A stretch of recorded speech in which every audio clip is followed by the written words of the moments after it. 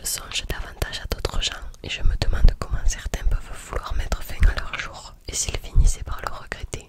Durant le moment qui sépare leur saut de l'impact final, ils doivent bien être pris d'une seconde de remords au cours de cette brève chute libre. Regarde-t-il le sol qui s'approche en se disant « Et merde, je n'aurais pas dû ». Au fond, peut-être pas. Je pense beaucoup à la mort, surtout aujourd'hui alors que je viens il y a 12 heures de prononcer la plus épique des horaires funèbres, à laquelle les habitants de Pléthora aient jamais assisté. Bon d'accord, ce n'était peut-être pas la plus épique, certains la considéraient davantage comme la plus désastreuse.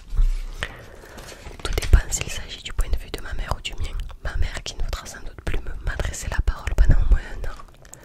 Qu'on ne s'y trompe pas, mon oraison n'était pas assez profonde pour entrer dans l'histoire comme celle de Brooke Shields aux funérailles de Michael Jackson, ou celle de la sœur de Steve Jobs, ou celle du frère de Pat Tillman, mais elle était quand même épique dans son genre. Au début j'étais anxieuse, c'était bien l'enterrement du prodigieux Andrew Bloom, maire révéré de notre ville de Pléthora dans le Maine, propriétaire de la plus prospère des agences immobilières de la région, époux de l'exquise Jenny Bloom, professeure adjointe la plus adorée de tout Pléthora. Et puis surtout, père de Lily Bloom, cette drôle de fille aux improbables cheveux roux qui avait trouvé le moyen de tomber amoureuse d'un SDF et jeter l'opprobre sur toute sa famille. Bon, c'est moi, je suis Lily Bloom et Andrew était mon père. J'avais à peine achevé son oraison funèbre que j'ai dû foncer prendre mon vol de retour pour Boston. Là, j'ai filé vers le premier toit accessible. Encore une fois, je ne suis pas suicidaire. Je n'ai aucune intention de me balancer au sol. J'avais juste besoin d'un peu d'air et de silence, chose totalement impossible depuis mon appartement du 2e étage, sans aucun accès au toit et où sévit une coloc qui adore s'entendre chanter. En revanche, je ne pensais pas qu'il y ferait aussi froid. Ce n'est pas insupportable, c'est juste désagréable. Au moins je vois les étoiles. Père décédé, coloc exaspérante, éloge douteux, tout ça ne paraît plus si terrible quand le ciel nocturne est assez clair pour littéralement témoigner de la grandeur de l'univers. J'aime bien quand la nuit, quand le ciel me rend trop insignifiante. J'aime cette nuit. Enfin, pour tout dire, il faudrait que j'apporte une petite correction à cette dernière phrase. J'ai aimé cette nuit. Car pas de chance, la porte vient de s'ouvrir si brutalement qu'on pourrait s'attendre à voir l'escalier cracher un être humain sur le toit. Puis elle claque et des pas retentissent derrière moi. Je ne me donne même pas la peine de regarder. Qui que ce soit, il ne risque pas de me repérer assise sur le rebord à gauche de l'entrée. Cette personne a surgi si brusquement. Ce n'est pas de ma faute si elle se croit seule. Dans un léger soupir, je ferme les yeux et appuie la tête sur le mur de stuc derrière moi, tout en maudissant la destinée de m'arracher à ce moment paisible. Le moins qu'elle pourrait faire aujourd'hui serait de m'envoyer une femme et non un homme pour me tenir compagnie. Malgré ma taille, je suis coriace et peux sans doute me défendre, mais je me sens trop bien en ce moment pour affronter un inconnu seul sur un toit en pleine nuit. Je ferais sans doute mieux de m'en inquiéter et de me lever, seulement je n'ai aucune envie de partir. Comme je l'ai déjà dit, je me sens trop bien. Je finis par tourner les yeux vers la silhouette accoudée au rebord. C'est bien ma chance, il s'agit d'un homme. Il a beau se pencher, on voit qu'il est grand. Ses larges épaules créent un étonnant contraste avec cette façon poignante qu'il a de se tenir la tête entre les mains. Et au mouvement de son dos, on devine qu'il pousse de profonds soupirs. Il semble sur le point de piquer une crise. J'ai presque envie de lui parler pour qu'il prenne conscience de ma présence, ou au moins de m'éclaircir la gorge. Mais c'est là qu'il se retourne pour balancer un coup de pied dans l'une des chaises du jardin derrière lui. Je frémis quand j'entends les 4 pieds crisser sur le sol, mais apparemment inconscient de ma présence, ce type continue d'envoyer promener la chaise comme s'il exaspérait de la voir chaque fois reculer au lieu de la renverser. Cette chaise doit être en polymère marin. Un jour, j'ai vu mon père heurter avec sa voiture une table en polymère marin qui lui a pratiquement rayonné. Il y a cabossé son pare-choc sans qu'elle-même ne présente la moindre égratignure. Ce garçon doit comprendre qu'il ne l'emportera pas sur un matériel d'aussi grande qualité, car il finit par s'arrêter, les poings serrés le long du corps. Pour tout dire, je l'envie un peu. Voilà un mec qui parvient à maîtriser sa fureur tel un champion. Apparemment, il vient de vivre une journée de merde, tout comme moi d'ailleurs, mais tandis que je refoule ma rage dans une sorte d'agressivité passive, lui s'est trouvé un exutoire. Moi je me détends plutôt avec le jardinage. Dès que je me sens stressée, je sors ramasser, arracher les mauvaises herbes autour de moi. Sauf que depuis que je me suis installée à Boston, il y a 2 ans, je n'ai plus de jardin ni de terrasse, même pas de brindilles qui traînent.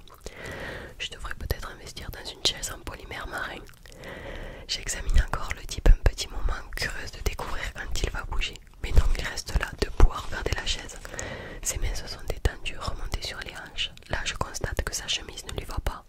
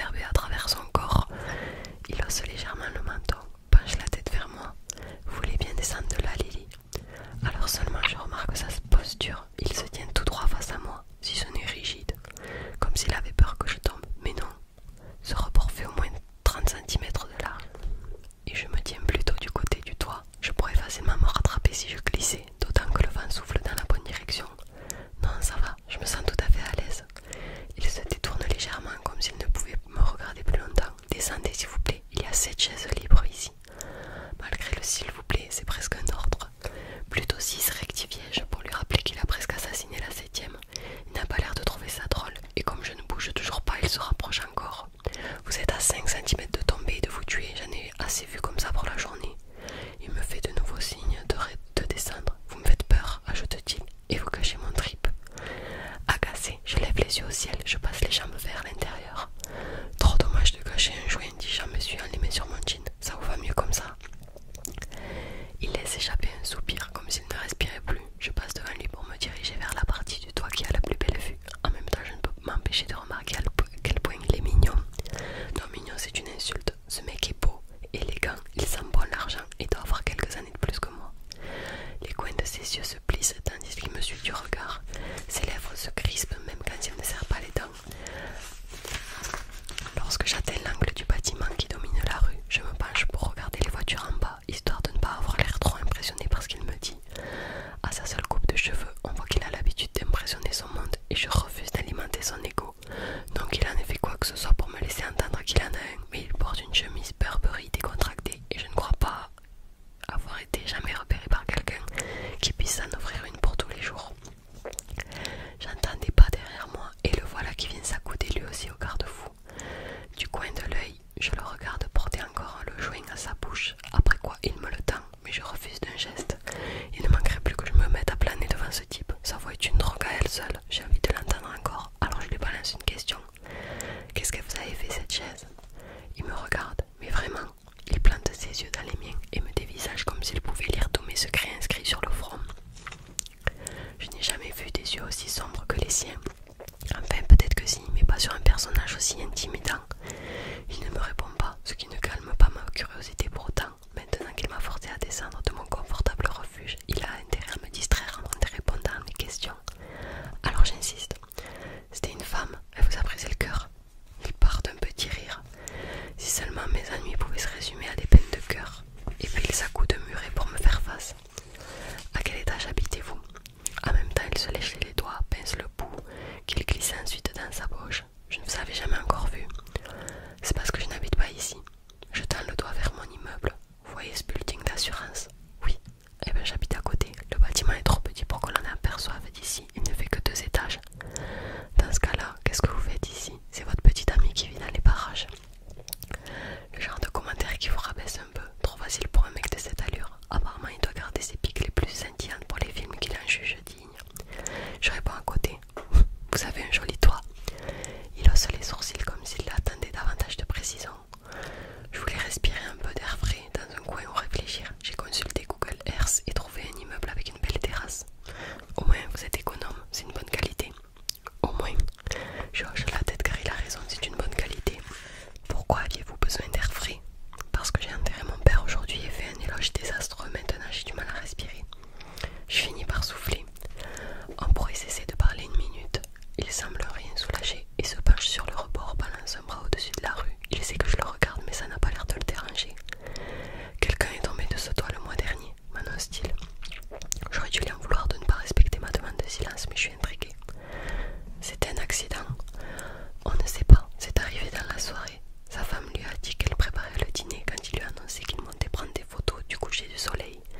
Il était photographe. On pense qu'il a glissé en se penchant par-dessus le rebord.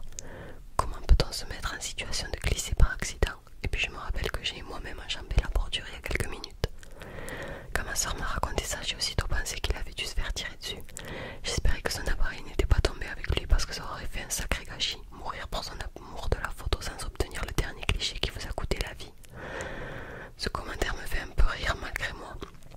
Vous dites tout ce qui vous passe par la tête. Pas à tout le monde. Là je souris, j'apprécie que sans me connaître il ne me range pas dans le tout le monde. Il s'adosse au rebord, croise les bras. Vous êtes né ici? Non, je suis venu de Maine après la fac. Il plisse le nez et je trouve ça plutôt canon. Ce mec en Burberry avec sa coupe à $200 qui fait la grimace. Alors vous êtes au purgatoire de Boston? C'est nul. Comment ça? Il pointe le coin de la bouche. Les touristes vous traitent comme une locale. Les locaux vous traitent comme une touriste. Waouh, dis-je en riant. C'est exactement ça. Je suis là depuis 2 mois. Je n'en suis même pas arrivé au purgatoire. Vous êtes donc en avance sur moi. Qu'est-ce qui vous amène à Boston? Mon internat. Ma sœur vit ici juste en dessous. D'ailleurs, ajoute-t-il en tapant du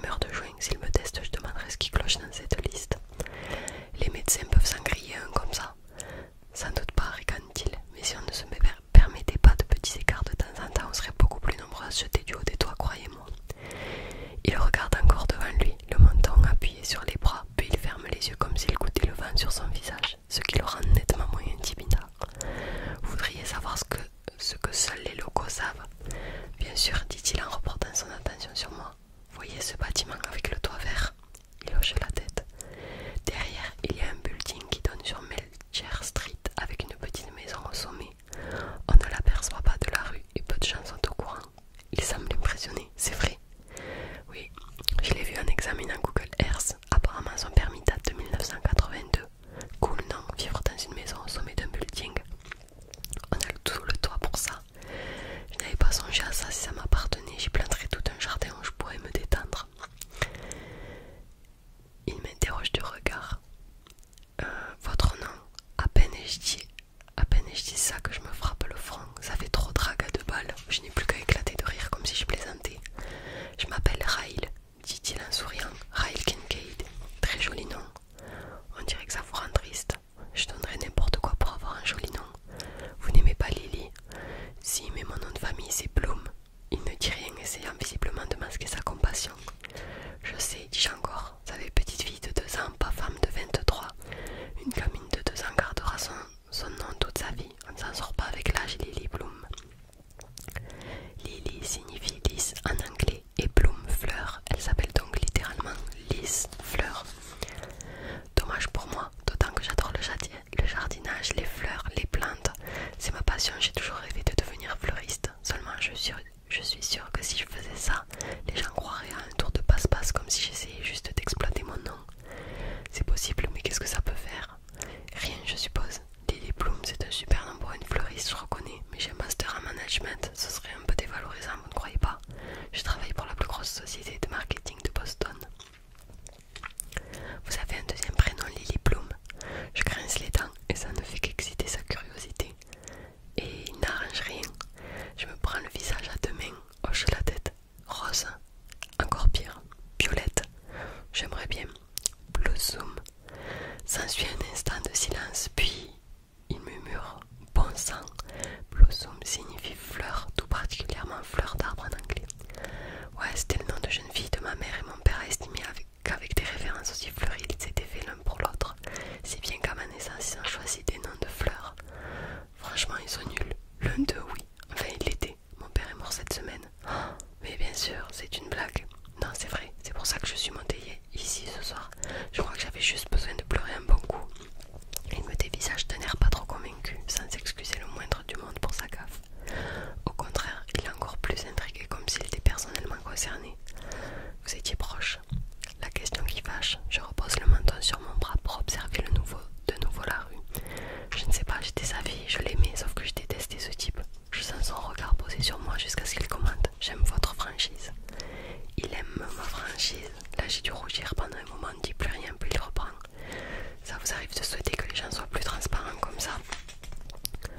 Comment ça? Il cueille sur le mur un morceau de stuc ébréché, l'envoie par-dessus le rebord. J'ai l'impression que tout le monde veut se faire passer pour ce qu'il n'est pas, alors qu'au fond on est tous aussi paumés les uns que les autres, on est juste plus ou moins doués pour le cacher. Soit il commence à vraiment planer, soit il est du genre ultra introspectif, en tout cas je suis d'accord, je n'aime rien tant que les conversations sans conclusion. Je ne crois pas qu'on ait tort de rester un peu sur ses gardes, dis-je alors, la vérité toute nue n'est pas souvent jolie à regarder. La vérité toute nue, répète-t-il au bout d'un moment, ça me plaît. Là-dessus il fait demi-tour vers le centre de la terrasse, redresse légèrement un transat et s'installe dans l'autre, croisant les bras sous sa tête pour contempler les étoiles. Je viens m'installer à ses côtés, rabaisse le dossier pour pouvoir me mettre dans la même position que lui. Racontez-moi une vérité toute nue, Lily. À quel sujet? Je ne sais pas, quelque chose dont vous n'êtes pas fière et qui me permettra de me sentir moins paumée. Il regarde le ciel en attendant ma réponse, et moi j'observe la courbe de sa mâchoire, le creux de ses joues, le contour de ses lèvres. Il fronce un peu les sourcils comme s'il se concentrait sur ce qu'il voyait, sans trop savoir pourquoi. J'ai l'impression qu'il souhaite qu'on reprenne la conversation. Alors je réfléchis à sa question, en tâchant de trouver une réponse honnête. Lorsque j'ai trouvé, je détourne les yeux vers le ciel.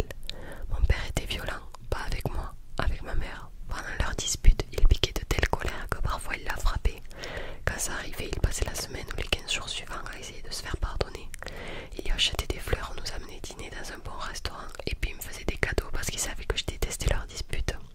Quand j'étais petite, j'en venais à espérer qu'il la frappe un bon coup, ainsi j'étais sûre que les semaines suivantes seraient géniales. Je marque une pause car c'est bien la première fois que je le reconnais.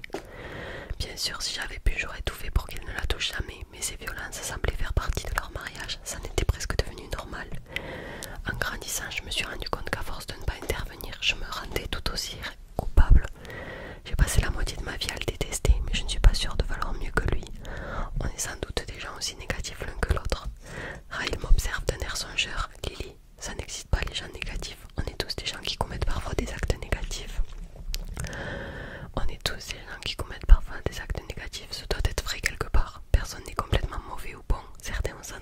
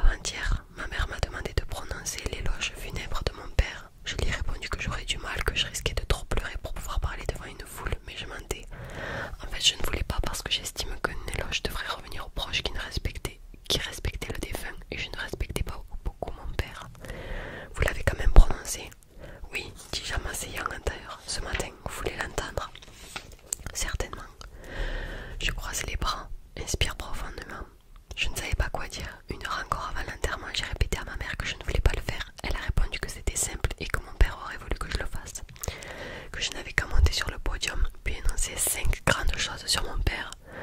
Alors voilà exactement ce que j'ai fait. Ryle se lève sur un coude, l'air de plus en plus intéressé. Oh non Lily, qu'avez-vous fait? Attendez, je vais le rejouer pour vous. Je me lève, contourne mon transat, me tiens droite comme si je faisais de nouveau face à la salle bondée de ce matin. Je m'éclaircis la gorge. Bonjour, je suis Lily Bloom, fille du défunt Andrew Bloom. Merci de vous joindre à nous dans ces moments de deuil et de recueillement. Je tenais à lui rendre hommage en vous rapportant 5 belles choses à son sujet. La première, je baisse les yeux vers Ryle, hausse les épaules. Voilà. Il se redresse. Comment ça? Je reviens m'allonger sur mon transat. Je suis restée là 2 bonnes minutes sans dire un mot. Je voyais aucune belle chose à rapporter sur cet homme. Alors je contemplais silencieusement la foule jusqu'à ce que ma mère comprenne à quoi je jouais et prie mon oncle de me faire quitter le podium. Ryle penche la tête de côté. Vous plaisantez. En fait, vous avez rendu un entier hommage aux funérailles de votre père.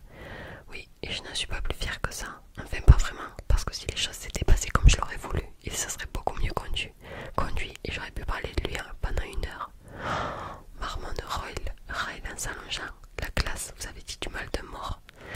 C'est d'un goût. La vérité toute nue n'est pas toujours belle à regarder. À vous, dis-je en riant. Je ne ferai pas mieux. Essayez, je suis sûre que vous y arriverez. Pas moi. Mais si, là j'ai l'impression que je suis la pire de nous deux. Racontez-moi votre dernière pensée la moins avouable. Recroisant les mains derrière la tête, il fixe son regard sur moi. J'ai envie de vous baiser. Je reste bouche bée, incapable de répondre. Il me décroche un coup d'œil innocent. Vous m'avez demandé ma dernière pensée. Alors voilà, vous êtes belle.